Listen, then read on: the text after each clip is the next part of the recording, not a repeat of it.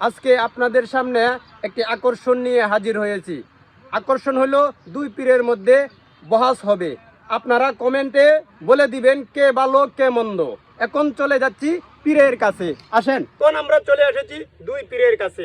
দুই পীর, তারা মুখে কথা বলবে না, ইশারা ইঙ্গিতে কথা বলবে। আসুন চলে যাই একজন পীরের কাছে, উনাকে জিজ্ঞাসা করি, দেখি উনি কি বলে আমাদেরকে। এক আঙ্গুল ইঙ্গিত করেছে। আসুন আমরা দ্বিতীয় হুজুরের কাছে চলে যাই, দেখি উনি কি ইঙ্গিত করে। হুজুর, আপনি কি ইঙ্গিত করবেন? দ্বিতীয় হুজুর দুই আঙ্গুল ইঙ্গিত করেছেন।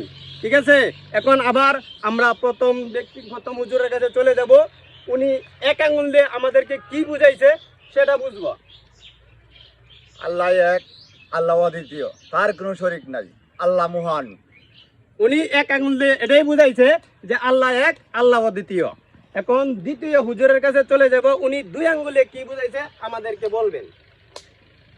ওই জান আমার এক আঙ্গুল দিছে, আমি ভাবছি আমার একটা শক্তি লেলবো, আমি দুই আঙ্গুল দিয়েছি তোর দুটো শক্তি লেলবা। আমরা বুঝতে পারছি উনি এক আঙ্গুল দিয়ে দুই আঙ্গুল দিয়ে এটাই বুঝাইছে যে উনার দুইটা চোখ কানা হয়ে গেলবো। আপনারা এখন কমেন্টে জানাই দিবেন যে আসলে কে ভালো কে মন্দ।